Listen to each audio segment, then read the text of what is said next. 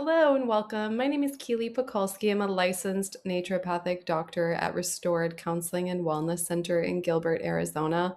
Our clinic is an integrated mental health clinic that specializes in individual trauma therapy, including EMDR, couples therapy and marriage counseling, naturopathic medicine, of course, and acupuncture. We're excited to bring some educational topics to you here. And just a quick note that this is for educational purposes only. If you see yourself in any of the content and would like support, please reach out to your specific doctor or a mental health provider. And if you're needing other support or don't have a provider, feel free to reach out to us at the link in our bio via email or our website contact page, and we'd be happy to help you get connected with some support. So today we're going to be talking about dopamine. I'm really excited to talk about this. I think it's much needed in our culture where we are overstimulated and everything is vying for our attention. Everything is negative and trying to get our attention, basically. So this is critical, and I am so glad that you're here. So I'm going to talk about how our modern nervous system has not quite evolved to work with the dopamine situation that we have at play. If you are someone who feels like nothing ever feels like enough anymore, where you achieve something and it's not as satisfying, you don't even know what to focus on or achieve next, you're not sure what your goals are, what your purpose is, you're not sure, things just don't seem to bring you the same amount of joy or meaning. You are not alone. And that is a result of the overstimulation happening and the constant stimulation happening in our world today. We're going to approach this from a biopsychosocial framework. So if you're not familiar with that term, we can just break it down to the biology, the psychology, and the social aspects. I love this slide because if you are like me, you have a really hard time paying attention to what's going on the left image while you're watching this flashing dopamine image on the right. This is what it's like to live in our world today. Constant bombardment of things vying for our attention and distracting us while we're struggling to find motivation to do all of the things on this image. We're trying to stay positive in a world that's constantly bringing us bad news, right? Negative news. That's literally how news stations and social media influencers are taught to get your attention, is with negative, fear-inducing or words to help you to catch your attention that this might be important for you, right? It's a dopamine hook. We're trying to generate new ideas in our careers and our workplaces and trying to create something new when we, for the first time in history, have everything at our fingertips and everything accessible. We're trying to get creative and come up with new ideas. And now we have robots who can do it 8 million times faster than us. So just try, or can replace some of the things that we were creatively doing in the past. So motivation to do that, motivation to build good habits for ourselves. When we compare ourselves to everyone else on the planet and are trying to establish a healthy workout routine just to feel good, or healthy eating habits. And many of us feel like, why bother anymore, right? There's always going to be someone more beautiful and more fit and more amazing than we are. Are we worthy and lovable enough as we are? What is the purpose? Why are we doing those things? We really need to work on the why. So motivation to set new goals. We talked about that, focusing on our dreams. What are our dreams? What is our purpose? And can we achieve those? In the past, it used to be, maybe you want to buy the house. Maybe you want to have the partner or the family or the kids or a pet. You want to fund your retirement and travel the world. Whatever those goals and dreams were, are they even realistic, or do they feel possible anymore? This is a dopamine thing. And can you slowly build and achieve those goals? That's affecting dopamine, right? So many things. And all the while we're trying to work on this. That was already hard. It's hard inherently, but then having this constant stimulation makes it harder. So most of the people I'm seeing clinically and our therapists are seeing clinically, they aren't just coming in because they're naturally just depressed, lazy, unmotivated. Everyone is exhausted from being in a system that is just draining our nervous system and our dopamine and our attention and motivation. And it's not a work ethic problem. It's not a cognitive problem. These things are happening all day, every day below the surface. And it's really important to talk about dopamine in that context. Dopamine is also, it's a context of our environment and the stimulation and the constant noise. It's also a context of the other neurotransmitters that we have acting on our brains and nervous systems all the time. Dopamine is just one of many. And if you're in this world, you're probably familiar with these. If you're new to the neurobiology and mental health space, you might be familiar with dopamine and serotonin. Maybe you've heard of GABA. Maybe you've heard of oxytocin. These are some of the other ones, right? But there's actually about 10 or more persistently active neurotransmitters. And if we were to put them in this orchestra metaphor and call them an orchestra, dopamine would be the conductor. Dopamine is saying, let's start, let's stop, here's what we're going to play. And it's behaving in the context of these other neurotransmitters. So norepinephrine, and it's similar to dopamine. I paired those two together because norepinephrine is also sending out generic commands, and you'll see those two paired together often in ADHD medications and things like that because they're often affected together. But norepinephrine, beyond giving commands of what to do, is more about the volume, the urgency, the intensity. So how important is this and when do we need to do it versus what are we doing and why? Glutamate and GABA go together. If glutamate is up, GABA is down. Glutamate's excitatory, GABA is inhibitory neurotransmitter. Glutamate's you could think of it as loud, GABA as soft. Glutamate is literally physically playing the notes, like what's happening. It's not always overexcitatory, right? But it can be. And GABA is, the silence between the notes, the calm. Serotonin is the musical tone, the stability.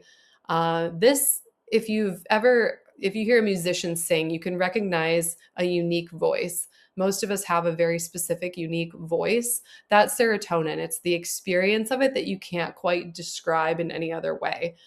It's unique, right? And you might have had that feeling of, oh, I experienced this the way I experienced it as a child, or when my brain felt healthier. That wave is often the unique experience of serotonin. It's hard to describe.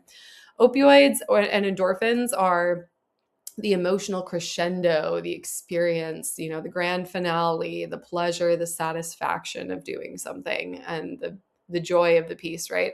Endocannabinoids are going to be when you finish the song, you take a breath, you take a breather, you sit back, you're not playing your instrument anymore, you're relaxing your posture, you're taking a water break, you're in flow, you're in flexibility, you're in between, right?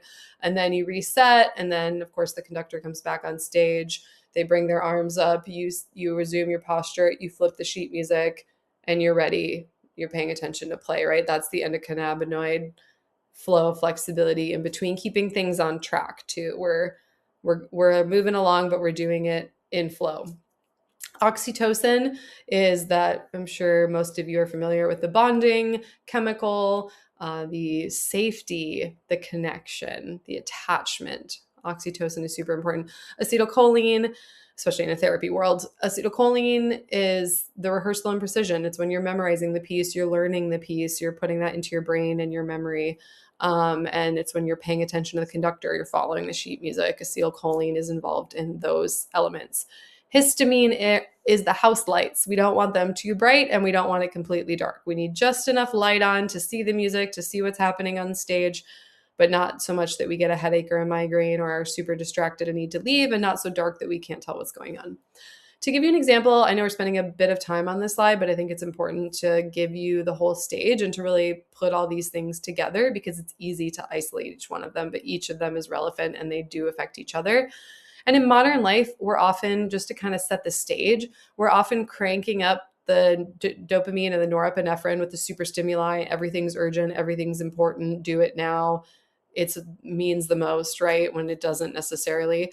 And we're overstimulating glutamate with constant stimulation, noise, entertainment, distractions, no breaks, and boredom. And we're a little low on the GABA. We're low on the serotonin because we're faced with constant, enjoyable, easy, experiences all the time. And inflammation, can impact our gut and our serotonin and our nervous system.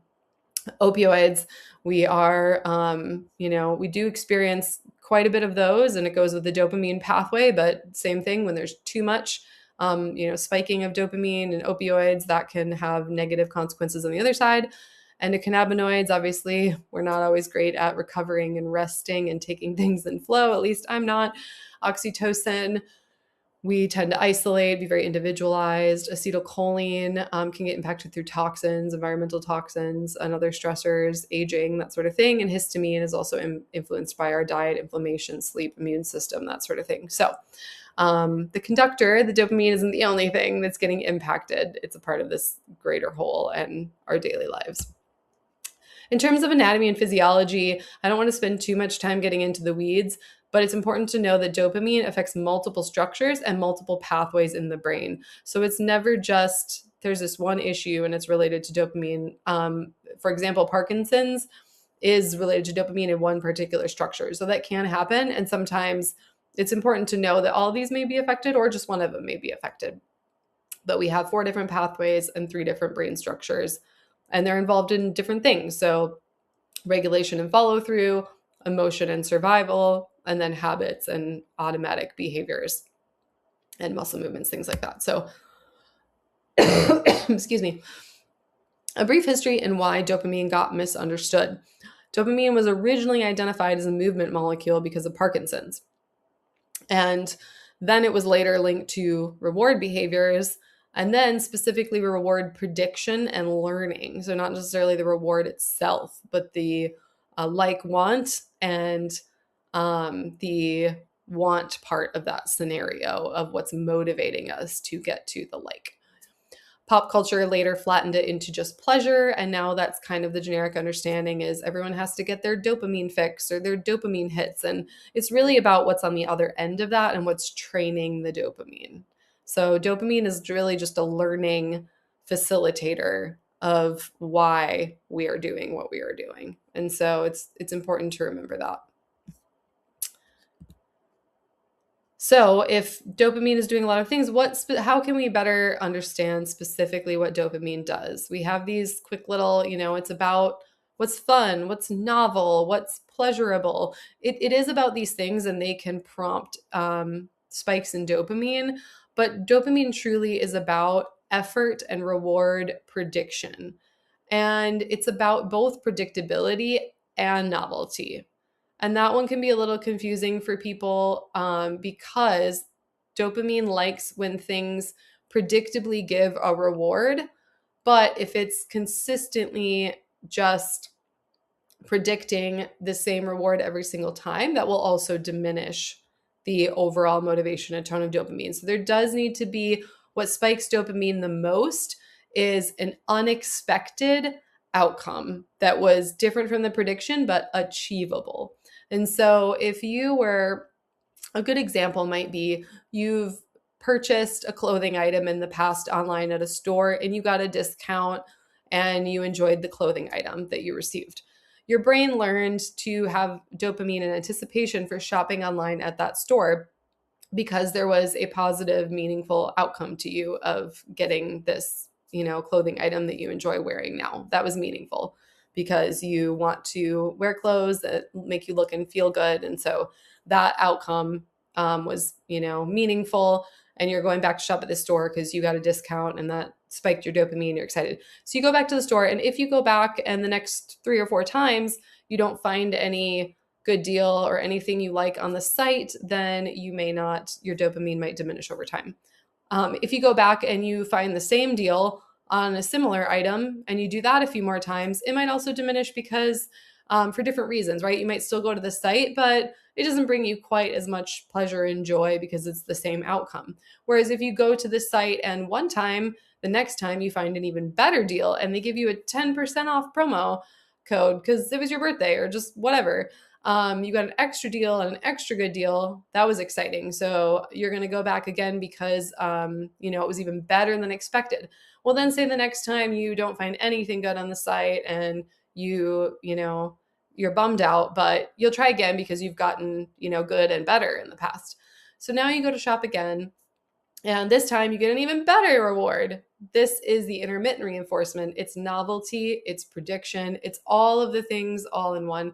And it's that anticipation of finding the item and, purchasing it and waiting for the delivery. There's these anticipations and effort to reward. You have to search, and you might not find it initially, but you'll find it at some point. That's the perfect example of how dopamine works in tandem. And so knowing all of this about your brain is really important, because it's not just, it's a bigger puzzle, right? And it's important to know why we're doing these behaviors that seem like sometimes they're out of our control. And it's also to know why they're so powerful, right? So I also wanted to quickly mention, I want to go back to this slide for a second, because I forgot to mention that dopamine in each of these systems is also linking our emotional brain to our logical brain. And so sometimes when we struggle with dopamine regulation, it can be that we're ending up more in our reactive, primitive, emotional brain rather than our logical thinking, higher functioning brain that's able to get us out of some of these just instinctive, natural reactions that we have and getting us back into that higher level thinking. And so that's an important connection too that I want to point out when we think about sometimes when we're seeing these dopamine struggles, is that emotional regulation piece as well. Okay. Sorry, I just bumped around a little bit there, but dopamine has two different modes. This is really cool. So we have tonic dopamine and we have phasic dopamine.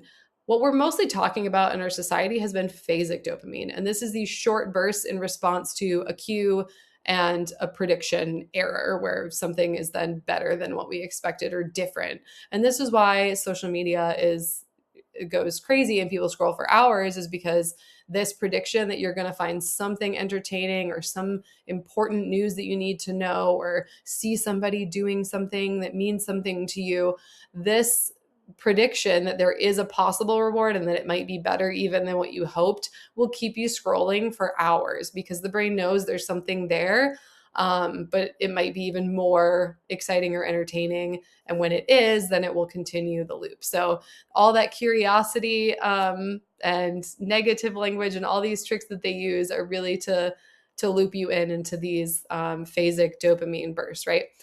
Then we have tonic dopamine, which is this baseline level that influences our overall motivation on a daily basis. If we have low tonic dopamine, this is where it's going to feel like apathy, like I can't, get myself to go do the thing. I can't be bothered. I just don't really care. Reduced initiation. I know I should go, and then it would probably make me feel good, but I just can't find the ability to do that. Why bother? Like, what's the point of it all? I might be able to do it, but I just really don't feel like there's meaning or a purpose. That's low tonic dopamine. And this is really critical, because so much of our experience is constant phasic dopamine that's impacting our tonic dopamine. I'm going to discuss a few examples of some of the most common high dopamine activities that many of us engage in. And this includes things like fast food, online sexual content, and technology and social media use, to illustrate how the brain is responding to novelty and intensity. And this is really important because our brains evolved in times of scarcity.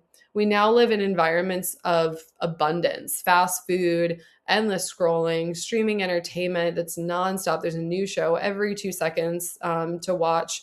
Can't even keep track anymore. Online gambling. These are what neuroscientists sometimes call super stimuli.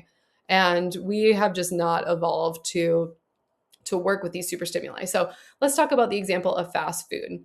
Fast food is what we would call a high dopamine spike, low effort, minimal learning experience. So fast food, let's say you're driving home from work and you see a fast food sign for your favorite fast food restaurant. You immediately think of the smell and the taste. You see the signs, maybe you see someone eating it through the window or outside or in their car or whatever. And you get this dopamine anticipatory spike because your brain knows, I've had that before. That was super high.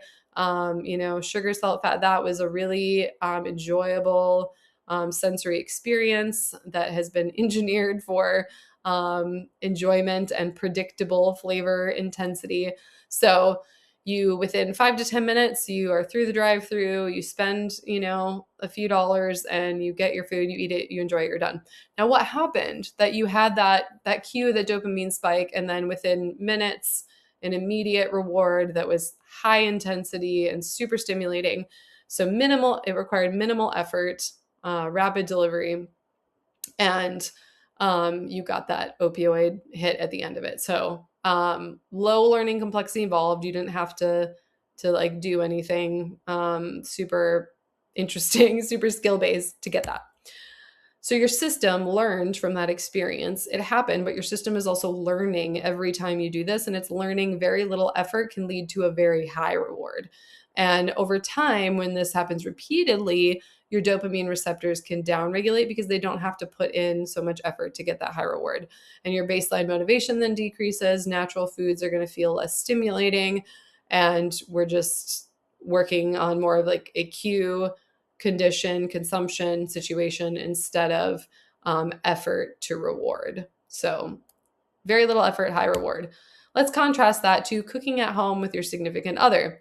And this isn't to say these things are good or bad. Honestly, they're mostly related to what you particularly find motivating and meaningful, and what it takes for you to put in, a moderate amount of effort to get a moderate dopamine reward or something unpredictable. So it's a little bit of, mixing both but let's take the example of cooking.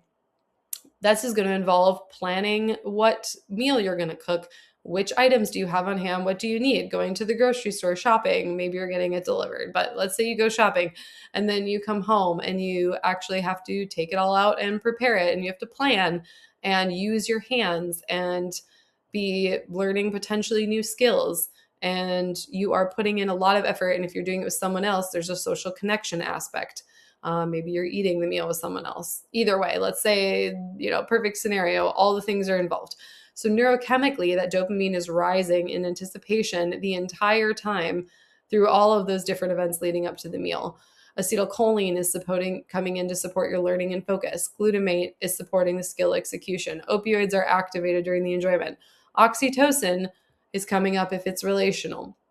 Endocannabinoids are supporting relaxation and integration after you've enjoyed this meal. So there are multiple things going on. We call this a higher complexity, high integration experience. And the dopamine is a little bit lower. So you're still getting the dopamine, but it's not spiking as high as it was with the fast food. So your system then learns not only dopamine, opioid, low effort, high reward, it learns effort, skill, nourishment, actual satiety from the foods, satisfaction, connection, and this is building resilience in the dopamine system.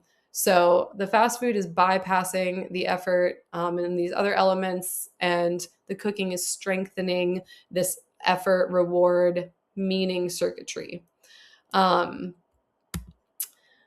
Another example I mentioned is online sexual content, and this is versus a real world partnered intimacy scenario. And this is one of the clearest examples of a modern super stimulus to the extreme, meaning it delivers intense novelty, rapid switching, unpredictability, escalation, and high reward cues in a way that our brain has not evolved for. And if this is an area that's felt compulsive or difficult for you, this isn't to shame anyone or say that you're broken or it can't be fixed. It means that what your brain is doing is what brains do in high reward environments. And it makes a lot of sense based on a lot of different factors. So I just wanted to put that out there because I know it can be a sensitive topic. So again, online content, often high novelty, high variability, uncertainty with still a predictable reward that's likely to be enjoyable and positive, but unpredictable, escalation. And then there's also these elements of zero social risk involved, immediate access that doesn't require any effort, and like I said, variable reinforcement depending on the content being consumed. And so this is really the perfect dopamine spiking machine. And it's not often talked about that way, but we see hundreds of clients that struggle with this, and it really impacts relationships and the brain. And I just think it's important to talk about. So over time, if with frequent use of something like online sexual content, you're going to see the brain adapting to these high novelty levels.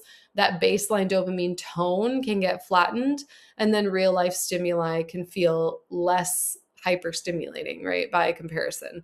And why? Because in real consensual human intimacy and partnerships, there's actually a lot of effort involved, a lot of emotional connection effort many times, a lot of vulnerability, a lot of unpredictability about how the encounter is going to go, with guaranteed reward, especially early on when you're still learning your partner, or partners. Like this unpredictability and uncertainty about the reward is not always easy for the dopamine system in the brain to want to re-engage. So there has to be these different outcomes. And there is some variability and some novelty, but again, those elements take effort in a real world scenario that's not involved with online content. So the super stimuli are strongly activating dopamine. There is going to be some dopamine activated, again, moderate level in the real human intimacy scenario. Both are activating opioids, but only the real scenario is activating oxytocin.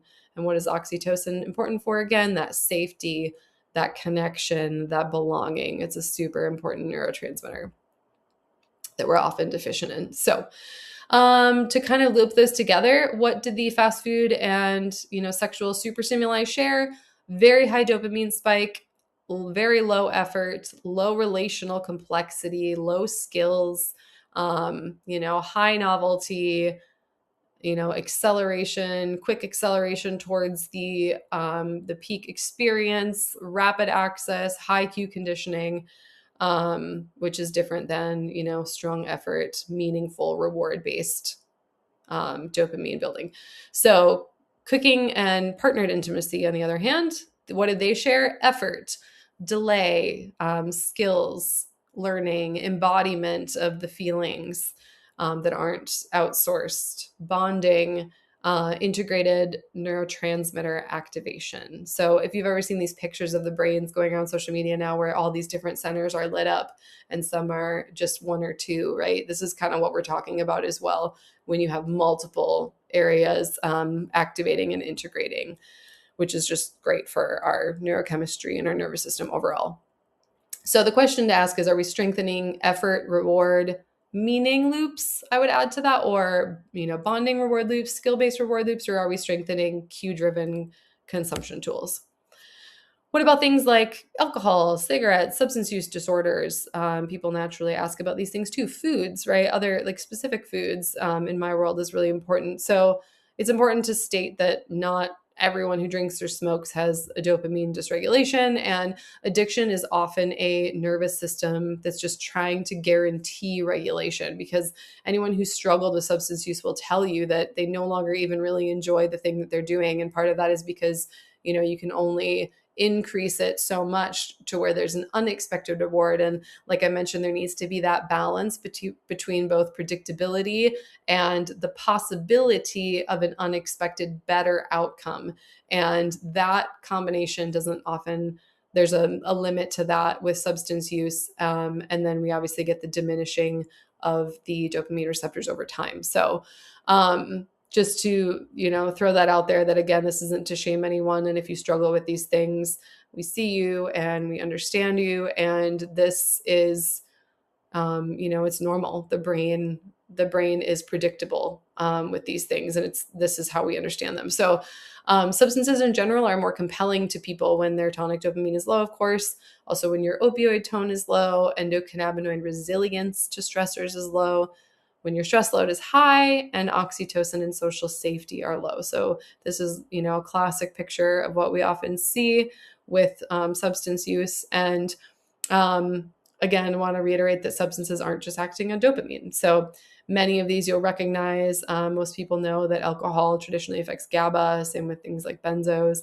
Alcohol And opiates are going to affect the opioid receptors. Also, sugar, gluten, and dairy indirectly. They have metabolites that can bind to and work like opioids in the gut, and have even withdrawal effects. Some people have an actual withdrawal from gluten and dairy products. And so if you find like intense cravings, or you're feeling really fatigued and brain foggy and terrible after you eat those things, this might be something that's happening for you, and we can look at that. Acetylcholine works nicotine impacts acetylcholine. So if someone's like, oh, I just really need that, boost in attention and energy, and they're often drawn to caffeine and nicotine. I see that combo fairly often, where I see some other, struggles in different areas for people who are, I always ask about all of these because they give me signs about which systems may be, struggling the most and in needing support, depending on which of these substances is most appealing to you, or multiple, right? And there's often multiple. That's not uncommon either. So cannabis obviously works on the endocannabinoid system. And yeah, a lot of these are multi-system tools. There is some overlap as well, but just to kind of reiterate that it's not just a dopamine problem when there's an addiction. In general, why do these substances feel so powerful to us? Is it, the learning system? Is it the actual experience? We've mentioned it's not always just the experience itself, right? It's because they bypass effort, reduce uncertainty, deliver rapid neurochemical shifts that the brain is responding to and learning to like. They're predictable and they are portable, so just accessible, right? And if you compare that to things like meditation, I don't know about you, but I've spent years trying to meditate, and it is hard to start. It is hard to lengthen your meditation if you're someone who likes to do a lot and stay busy. It's hard if you struggle with focusing. Cooking, how many of us struggle with the, dozens of hours it takes just finding the time, but also the energy and motivation to make decisions about what to eat every day and, cook, prepare, clean, shop, all the things. Cooking is very high effort. Therapy, and it's so easy to bypass with easier options. Therapy itself, going to therapy is hard. You have to be vulnerable. You have to show up and look at hard things and have hard conversations and see if you connect with a therapist, and, maybe then go home and have hard conversations with people you love, or work on boundaries and, trying to change your thoughts. Like, these are not easy. Even EMDR and things that work on the subconscious targets, which I love to talk about, the subconscious, that even those have a, it's hard to be super vulnerable and to not know what's going to come up. You don't always know what's going to come up when you start facing things, and that can be scary. And then on the other side of it, you don't know if you're going to have this positive transformation or a different experience. So even therapy, as much as people say, I had a relative who used to say, I hope you feel better after you go to therapy. And I always thought that was interesting because I didn't usually just feel better after therapy. It was a process of self-learning, discovery, and hard work, high effort to get moderate reward in my experience. So, which is good. That's not even good. It's tonic building and regulating for your dopamine system. So skill building, of course, learning skills are hard. How many of us avoid learning to try to do something new because we don't know if we'll be good at it? There's not a predictable, potentially meaningful, enjoyable outcome. Exercise, same thing. You don't know if it's going to help you lose the weight or not. And if that was your goal and that weight loss was important to you, but you kept exercising, that didn't happen, of course, your brain is not going to want to go do that same thing again, right? That predictability for a positive or achievable outcome isn't there. So your dopamine system is just in a battle. Vulnerability, we talked about in the therapy context, but also in relationships and things like that. These all require effort, delay, tolerance of discomfort, uncertainty, right? We don't know how it's going to go.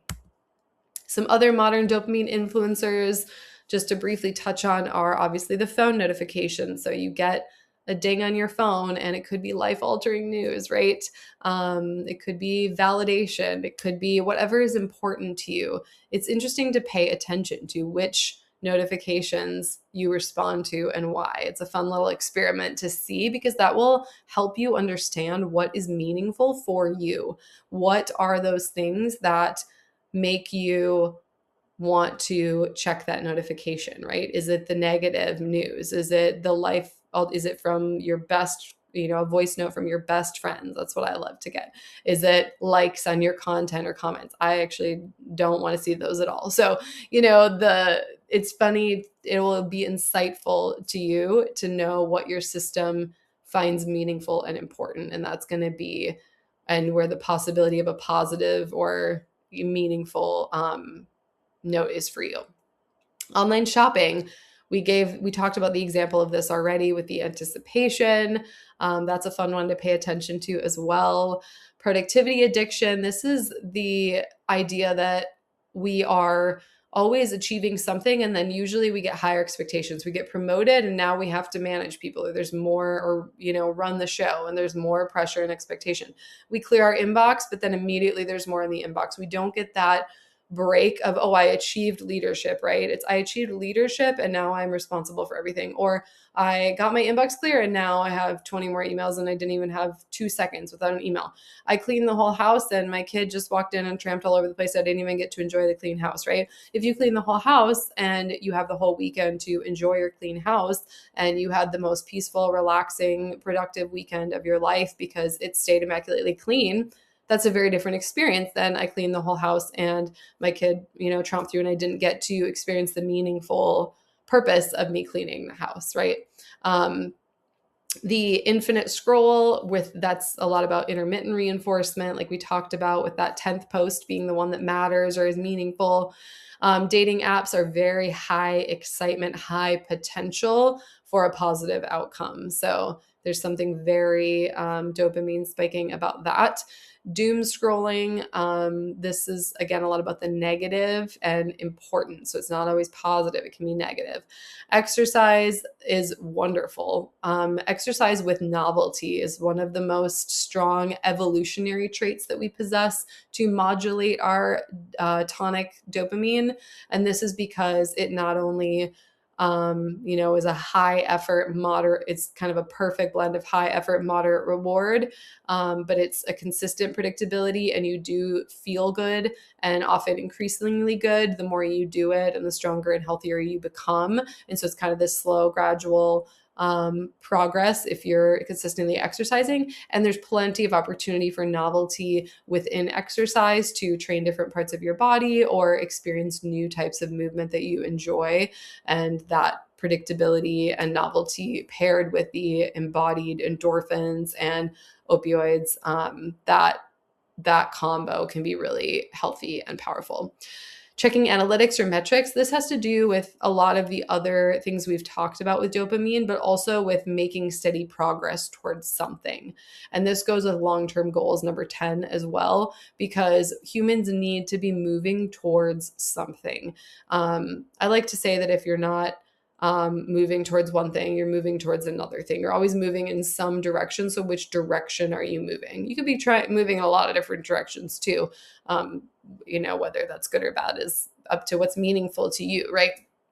But if you are moving, you need to be seeing progress somewhere. So whether you're growing plants or growing small humans or growing a relationship with somebody long term or growing your skill in a certain area or a small business or a community of some sort, these are all ways that you can slowly grow and build on something over time. And in human nature is designed to do that. So that will slowly impact your overall, levels of motivation when you can see that slow, steady progress. And a lot of people feel defeated today because of what I mentioned earlier with the classic American dream. I want to buy the house. I want to have the kids. I want to fund their retirement. And a lot of people aren't able to do that anymore, and not in the timeline, especially the millennial generation. I feel like maybe I'm biased because I'm a part of it, but the millennial generation really got stuck. And I think there's a lot of confusion with wage stagnation and, the student loan crisis and housing costs and delayed family planning, all of these things that are impacting that slow and steady build and growth that we thought that we would see. And so that can be really hard on your dopamine system long term. On top of not knowing, it's not knowing, maybe what your purpose is or what you're working towards and why. Like that's really important to identify. So that's what therapy is for, right? Having those realizations, coming up with your values, and understanding what's important to you. I think that covered everything there. This is kind of the key takeaway slide that I'd love for you to take with you, that dopamine itself is not damaged by any one behavior. Some can impact it more than others, but in modern life, it's constantly being activated, but not always in ways that are building meaning, satisfaction, or resilience in our tonic system. Chronic high intensity, low effort stimulation specifically recalibrates what the brain expects as worth it. That's going to affect your motivation everywhere else.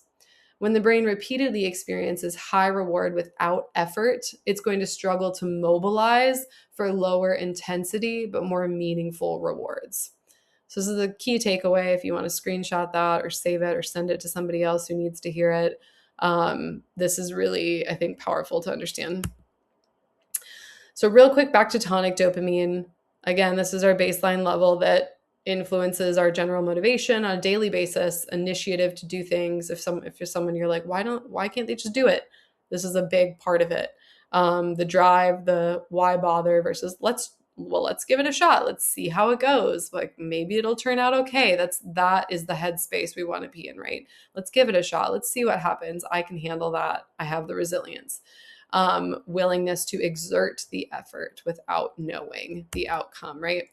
Other ways to kind of look for signs of low tone might be, I can't get started, just chronic procrastination, even though you really care about supporting your partner or getting that project done or building something you really want to build, or working on your body and your health the way you want to. Diminished pleasure in previously meaningful activities. Sometimes that one's mixed up with serotonin. There's a little bit of both.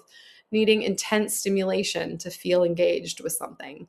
That can be like more salt, sugar, sex, more, other smoking, spices, right? I forget which ones all I said, but just needing more and more intensity.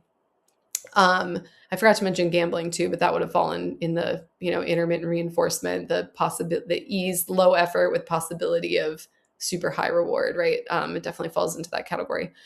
Also starting a lot of things, but not being able to finish them, feeling flat unless there's an urgency. So always needing to create that sense of urgency. And that's why, again, you'd see this sometimes with ADHD is trying to create that, procrastination to create the urgency or even fighting to create that stimulation, right? There's all these ways that this subtly shows up. It's also important to ask if you notice any of these things. Am I sleep deprived? How sleep deprived? Or am I not getting good? Am I not, getting good sleep? Do I not feel well rested? Am I chronically stressed?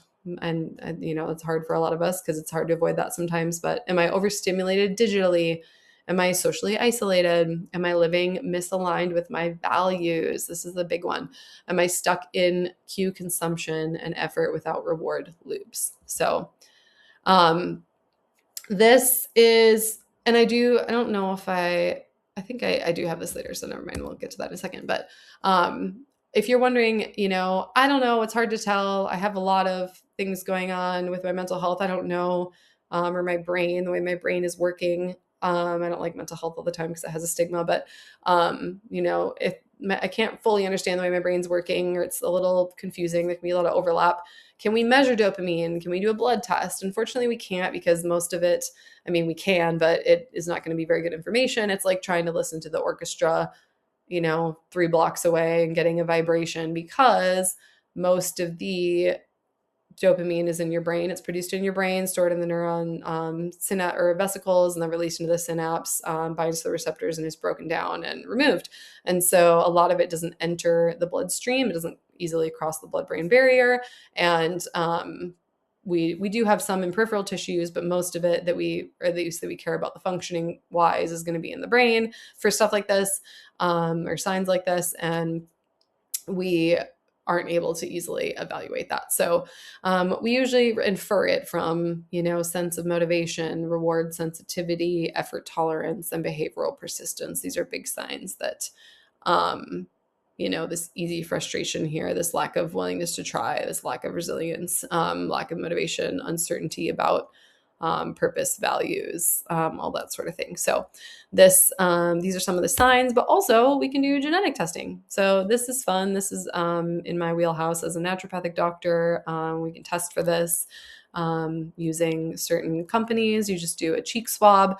And this is important in asking not just how much dopamine is there, but how is it working in the body? So how many, not how is it working, but I guess how is it being produced, stored, processed, that sort of thing. So how many receptors do I have? How sensitive are my receptors? How fast is dopamine getting cleared out of the synapses? And what is my environment trained my genes and my system to expect?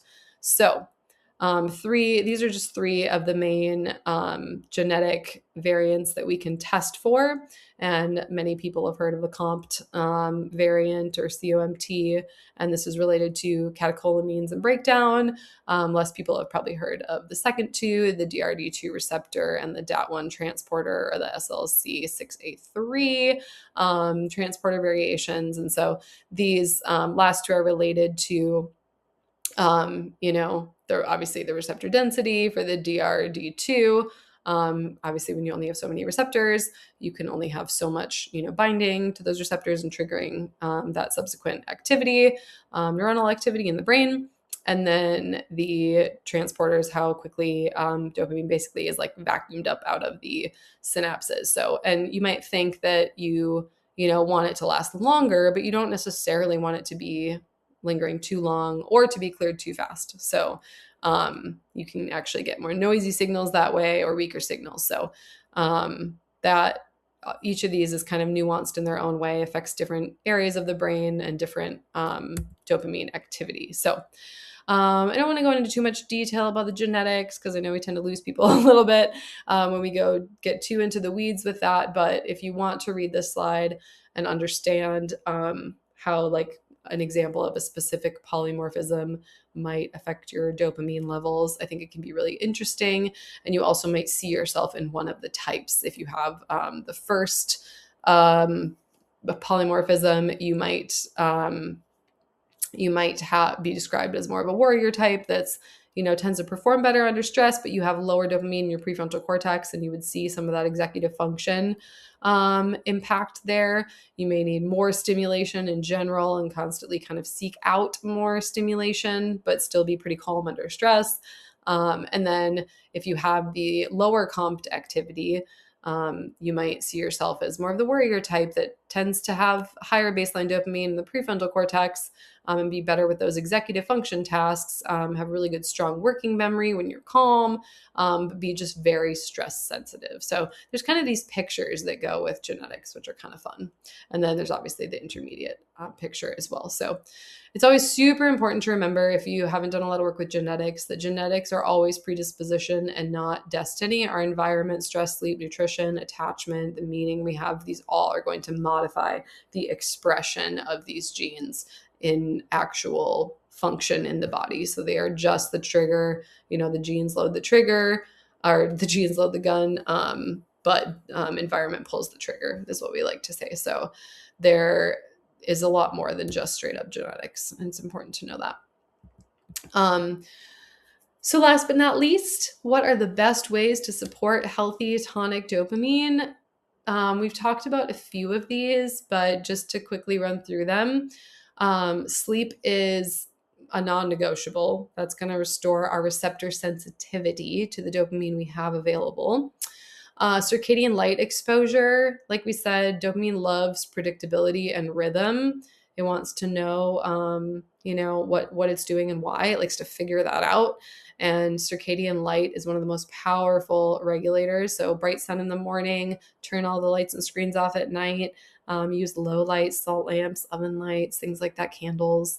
In the evenings if you have lights on, but that screen use at night can really block our circadian rhythms, and that can impact our systems. Skill-based, effort-based reward loops, we talked a lot about that. Physical movement, we talked a lot about that as well. Quick note that if you are in an excessive, stressed, burnt out state, and I see this a lot, people who come in and say, I am, I'm lifting my max PR and, doing all of this insane, intense workout.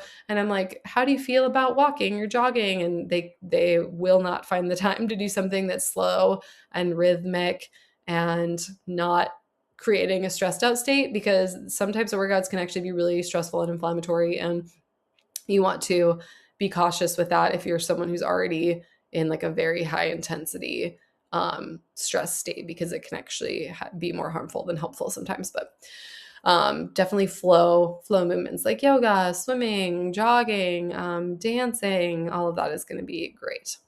Reducing chronic stress, that one's pretty obvious but needs to be mentioned. Meaning and goal orientation, small wins. I want to talk about that for a second. A lot of times people who struggle with depression and getting started and momentum, one of the most important things we can do is get a small, teeny, tiny win. And we call these SMART goals because they're specific, measurable, achievable, realistic, and timely. Dopamine likes SMART goals. It likes things that are, a specific, they're, predictably possible. The brain thinks I might be able to do this, but I'm still going to have to try enough and put in some effort, maybe learn a skill, maybe make myself do something I don't necessarily want to do, but I know that the outcome is going to be worth it. And then it's definitely achievable. If you're going too big, too much, and your system can't learn that, then you're never going to get the win, and you'll never get that pairing, because you need the want and the like to get the want to increase with the dopamine. And so if we never have the like on the other side and there's never any achievement, then slowly we just decrease that want over time till there's no want anymore. So we need to have the, achievable piece of the SMART goal. And it's good to start with really teeny tiny goals and build momentum from there. We also, like I said, need those long-term goals to just see that progression and growth over time is really healthy for our dopamine system. So reducing excessive high spike inputs. We talked about a lot of those. And I put it on there as one of the 10 because this isn't, I didn't want to present on dopamine and have everyone feel terrible that they're eating fast food and struggling with online sexual content, right? Because those do impact a lot of people, and it can be very shaming and difficult. And it's just hard to stop things without putting something in their place. And so I'm very sensitive and compassionate to that, and want people to focus more on, replacing. So if we're trying to remove, what's one of these things that we're going to try to put in place instead of that thing that we're reducing? That's really important when we try to stop some of these high spike inputs. Protein and substrate availability. As a naturopathic doctor, I have to mention the importance of getting enough protein and amino acids. In order to make dopamine, we need tyrosine, which turns into L-DOPA, which turns into dopamine. So making sure that we're getting enough of that, as well as generally eating a non-inflammatory diet will be helpful, and focusing on things like getting enough protein, fiber, water intake, that sort of thing. In most cases, always check with your doctor. Social bonding, of course, and time in nature for many, many reasons. But I like this little picture with, yay, my daily routine. We're out in nature, we're exercising, we're with people, we're getting sunlight during the day, all of the wonderful things that help lower cortisol, lower inflammation, contribute to rhythms, contribute to hormone regulation, all the things. So we need to ask, where is my effort going? Does the reward feel real and possible? What is worth pursuing for me? So, Highlights, key takeaways. What do we need to remember? Dopamine is not just about pleasure, it's motivation towards what matters. Dopamine doesn't fail in isolation. It reflects our genetics, our environment, the interactions of the whole orchestra that we talked about. Superstimuli spikes are really easy and they're everywhere. It's very difficult for us to avoid superstimuli. Tone is slowly built over time. Sustainable motivation comes from believable, predictably possible effort reward loops. Receptors adapt to experience. Overstimulation is going to blunt those receptors. Gradual restoration can rebuild them, and you can change your baseline. There is hope. Personalized meaning is critical, and purpose is going to anchor that motivation. That comes first. So if we don't know why we're doing something, we're not going to get there. Dopamine, or we're not going to repeat it because it didn't matter. Dopamine is strongest when something, just kind of a final quote, dopamine is strongest when something is better than expected. It responds to novelty, yes, but also responds to reliable cues that predict reward.